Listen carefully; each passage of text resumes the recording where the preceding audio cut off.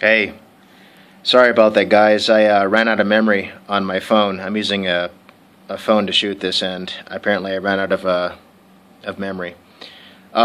See if I can pick up where I left off. Yeah, as I was saying, if you try to set this up, try to run the system, these G10s, without addressing the VRM cooling, you're going to cook your cards, because if your VRMs see sustained temperatures exceeding 85 degrees Celsius, it's just like your GPU sitting at 95 to 100 degrees. It's another weak link, in the card. And if you're running a like a Skynet vBIOS on your cards, and you up your voltage, you're going to be increasing the current coming through the card, and it's going to increase the temperatures in the VRM area as well. And if you are unfamiliar with overclocking these cards, please take the time to do your research. Like go to the 780 Ti thread or forum on oc.net, and really, spend some time on the first page, and and ask around.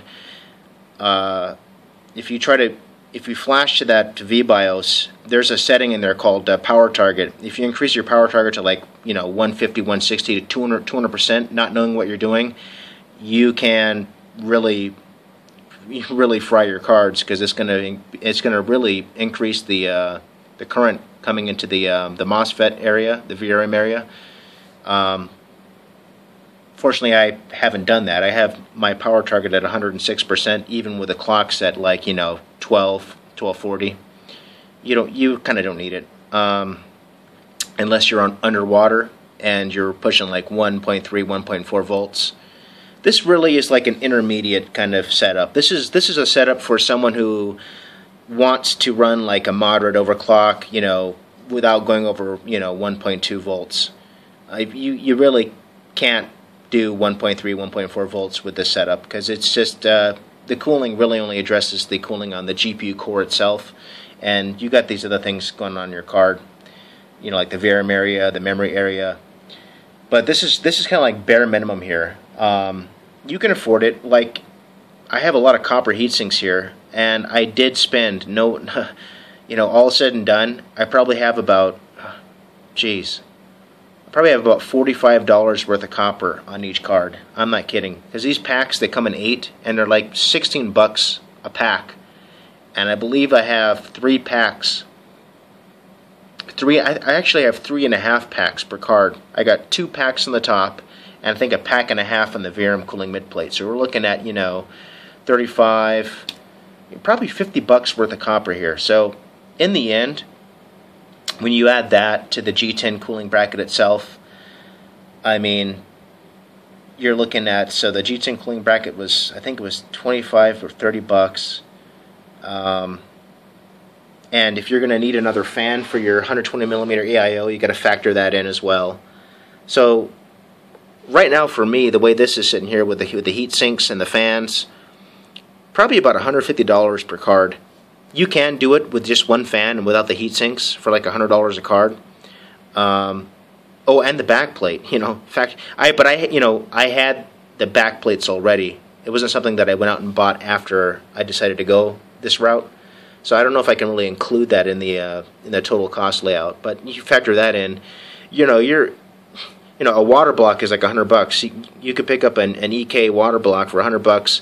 Only problem with the water cooling system is that I was going to go that route, and when you add it all together, you're looking at about $600. For the pump.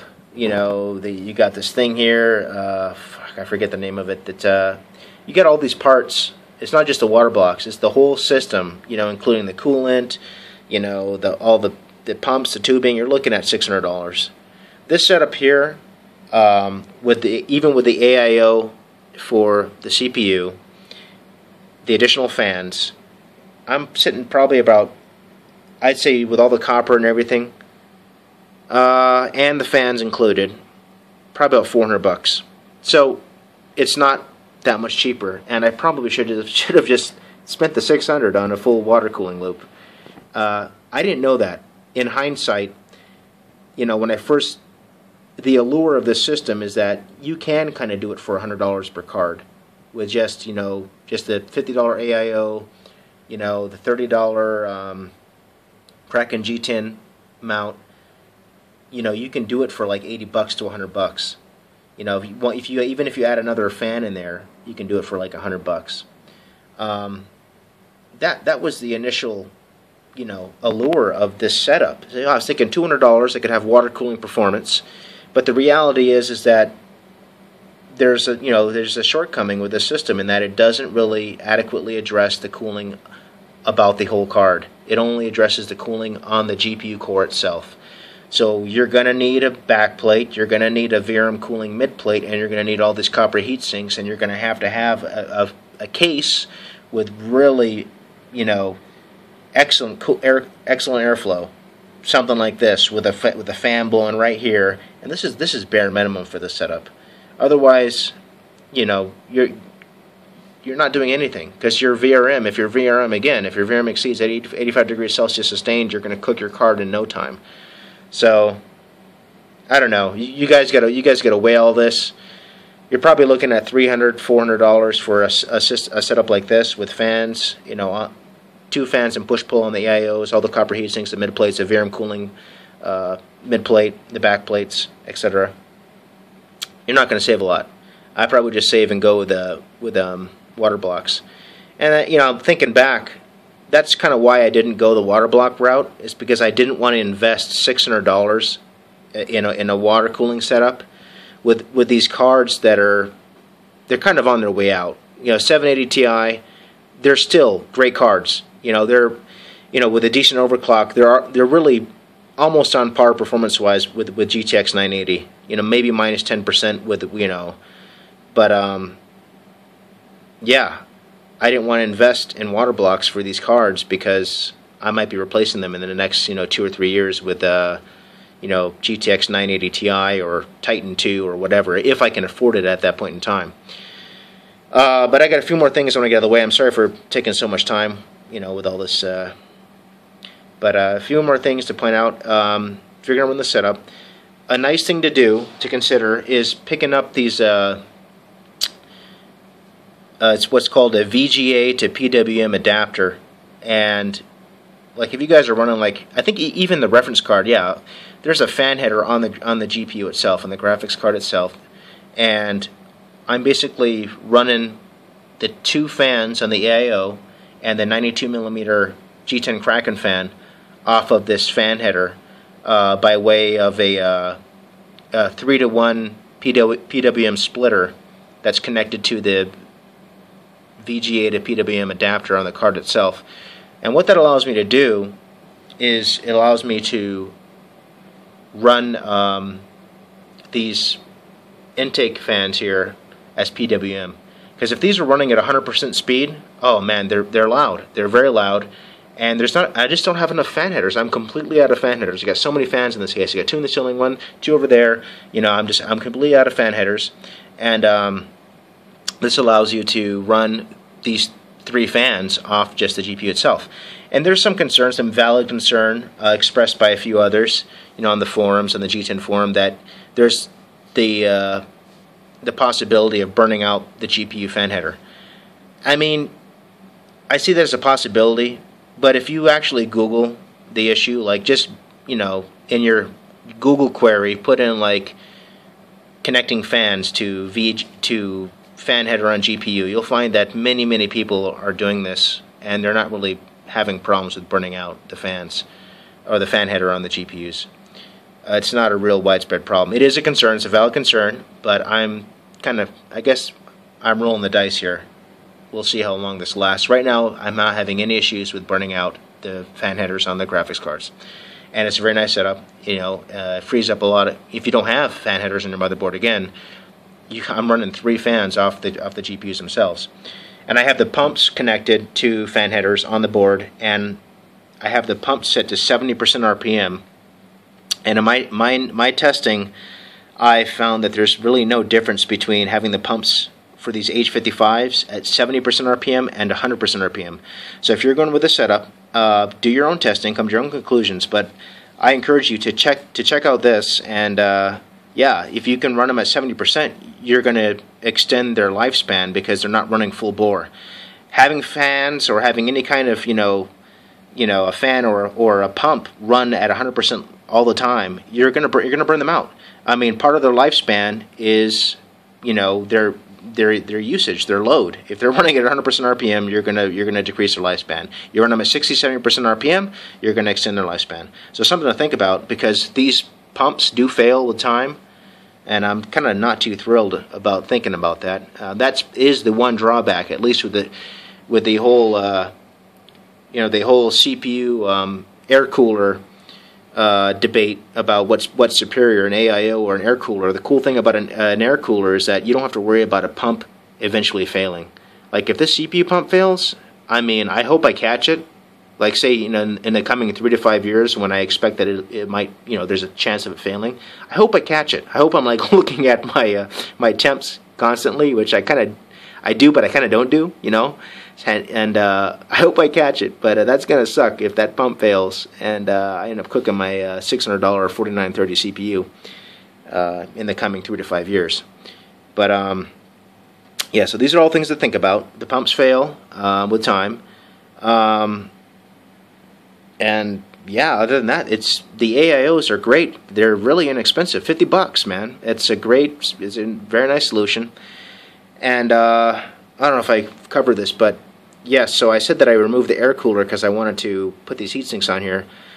And when I initially did this, when I initially removed the air cooler, the temperatures between primary and secondary were about the same. I think they were like, I was seeing 60 degrees at the end of Heaven and Valley. That's about what I was seeing. And, playing Crisis 3, I would see like between 55 and 65 degrees. And so there was an immediate performance benefit that I noticed right when I removed the air cooler and switched to the H60. So I do know that having adequate airflow over the back plate is going to help address the temps that are just solely measured by the GPU. Because with these cards, unless you have like an Asus DCU2 card, these reference PCBs, there's no way to actually measure the VRM temperature. But I'm assuming that it's lower now, now that I have good airflow coming down from these fans in the ceiling and from back here onto the back plate for the primary. Oh yeah, so I saw an immediate discrepancy of like 6-7 degrees between primary and secondary when I removed the air cooler. And whereas previously there was like a 1 degree difference between primary and secondary. So that leads me to believe that, yeah, having good adequate airflow on your backplate with heat sinks will drop your temps down. So I'm assuming, really, the temps were the same before, and when I had the air cooler in place. Removing the air cooler, but this is before I had the fan. So yeah, there was a 6-7 degree difference after removing the air cooler. The primary was running 6-7 degrees cooler than the secondary, and that's because the airflow now running over the backplate with the heat sinks. So then that's when I added this fan down here, and that also brought the secondary down another 6-7 degrees in line with the primary. So this is something to think about, guys. If you really backplates, these heat sinks, they're not just for show. This isn't. As you can see here, I'm all about function. I mean, it looks nice. I'm all about. But I'm more towards. I'm a function guy. I'm not about pimp your PC, make your PC look pimp. I'm not about that. I'm about function first. So yeah, this sure. I actually liked it. I love the way the copper looks. I love the way the RAM heat sinks look. I really like the copper look. It looks kind of like something like you'd find in like a NASA spacecraft or something. It's where form is first, but form also, functions first, but also form follows function, and it looks nice in the process. I think this looks great. It does, admittedly, it does look better without the fan there. But the fan, hey, what do you want? You want it looking pimp, or you want 6-7 degrees cooler on your secondary? I'll take 6-7 degrees cooler on your secondary with a fan sitting right there. But yeah, I actually, as far as aesthetics go, I like the way it looks. I think it looks better without the air cooler. Again, I'll put the links below, but you can see my previous build. And yeah, so comparable performance, better looks, and bring your temperatures down by 6-7 degrees. So everyone out there who's contemplating the G10 route and you got it like a Noctua NHD14, NHD15, or a Fantex air cooler, I'm telling you right now, I am a fan of the air coolers. I like them, but you want to get maximum performance. If you get that air cool out of the way and you increase the airflow across your back plates with, in conjunction with these heat sinks, you're going to see potentially another 6-7 degree drop on your cards. And that's not even, I mean, who knows how much it dropped the VRM temps, because you can see right here, this is where the VRMs are. This whole line, this is where the VRMs are. So I got all these copper heat sinks right here. I mean, there's this actually works. These VRM cooling mid plates. You can. I'll post another link to another video below of someone who had an MSI Lightning who went the G10 route, and they used the G10 bracket and AIO solution in conjunction with their pre-existing VRM mid plate, and they saw, again, like I think it was like 10 or 15 degrees less heat than the reference cooler that was there. So the VRM cooling mid plates do work, and you do want to use them if you're going to go this route. If you don't address the VRM cooling, I'm telling you right now, you're asking for it. You're going to cook your cards. Well, that's about it, guys. Oh, I'll show you guys the Swift before I'm done. And I'm also thinking about here for the front. I'm thinking about replacing these included Corsair 120 fans here with the Corsair SP120 LED fans in white. They're pretty cheap. I think they're like, you can get 2 for 20. I might be able to do this for 30 bucks, and I would think it would look great in the front. Yeah, so here's the Swift. Got the Swift going, and I love this monitor. I love this monitor. When I initially got it, there was some issues with... actually, there wasn't an issue. There's a little bit of graininess, like that can be seen on a white background. I don't know if you can see it here. You probably can't see it here. But the graininess is related to the matte coating. There's a matte coating here, an anti-glare matte coating, and there's a little bit of graininess that's really noticeable at first with any kind of white background. So like back here, you'd see it like in a game, like say you're playing Assassin's Creed Black Flag, you'd see it. Oh, what the fuck? It looks just kind of like a dirtiness, and it's just But what happens over time is that it's weird. Like you can train your eyes to look through it. Like I don't notice it anymore. It's there, but it's like I don't notice it. I'm like looking through it. Let me see if we can. My idle temps are actually fantastic. I'll bring up H1Info and I'll show you my idle temps here now. So the ambient's about normal. Ambient's about, I say about 67, 70 degrees. But look at these idle temperatures on my GPUs now. Primary is at 27, secondary is at 26, and there's some load on it because I got Chrome open, so there's some, we got 27% memory load because Chrome's a resource hog. And here for the CPU, great temps, high 20s, low 30s, and this is and I'm controlling the fans and the pumps. Here I have AI Suite 3. So if you got an ASUS board, you can do this. I have, I'm controlling so CPU op fan is the pump speed for the H60, and that's at 2,000 RPM. It goes up to 45, 46 under full bore, full load. And yeah, it's relatively quiet. It's a little bit noisier now than I previously had it, mainly because a lot of that noise is not new noise, it's just because I have the side panel off now. Oh, and that's another thing. Now that I'm going to run my case fully open, this is what I got, and this is what I kind of recommend getting or considering. It's a data vac. It's basically, it doesn't suck, it blows. It's called the you can find this on both Amazon and Newegg. And it's just like, it's a nice alternative to buying compressed air. It's very loud, but it blows about as strong as compressed air. So I will be doing this. This will be like a ritual for me every 3-4 days or so. I'm going to come in here and blow everything out. But yeah, guys, well, that's pretty much it. Let me know what you guys think. This is probably going to be the final final iteration of this build.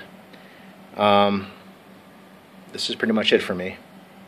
Until I go with a new motherboard and possibly a new case down the road if I can afford it. This is going to be how this is going to stay for a while. But yeah, man, I'm loving this. I'm loving these little AIOs. They perform great. They have a stellar price to performance ratio. I mean, $50. It's cheaper than an air cooler. But you're going to want another fan for push pull. That reminds me. There was also a big difference in Temps adding the pre-existing noise blocker fans that I originally had as set up as intake. Initially, I put these AIOs here on the GPUs. I put them in with just one fan pulling out of the case because there's very cramped for space here. Yeah, so if you got a Air 540 and you're wondering, is that going to fit? That's about how much space you got in an Air 540 with a 780 Ti, which I believe is a 10.5-inch long card. So it might be comparable with like the EMD offerings, but you got like about half an inch in there, quarter of an inch in there. So it fits, but initially I just had the included fans pulling out of the case because I think I even used the noise blockers pulling out of the case because I didn't want to be too cramped. But adding the second fan brought my temperatures down by like, man, it was great. It brought them down like another, I think, 7 degrees, 5 to 7 degrees. It's a big deal. So you definitely want to go push-pull with these AIOs. Okay, guys. Sorry for taking so much time to lay all this out, but there's a lot of information I wanted to share, and I think a lot of it's important if you're considering the G10s. Particularly addressing the cooling of the VRM area. If you don't do that, you're probably gonna prematurely fry your card. I'm telling you right now. Don't run this setup without addressing the cooling of your VRM and memory area. So that's it, guys. Let me know what you think, and thanks for watching.